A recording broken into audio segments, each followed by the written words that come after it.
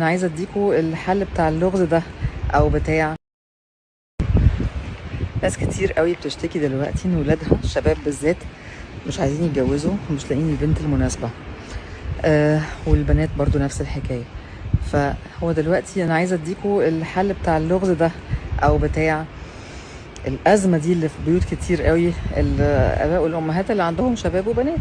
طيب، هو في كلمه لو بطلوها الشباب والبنات الموضوع هيبقى الطف بكتير واحتمال كبير يتجوزوا اسرع. يعني اسرع يعني فنفرح بيهم بقى ولي وكده يعني.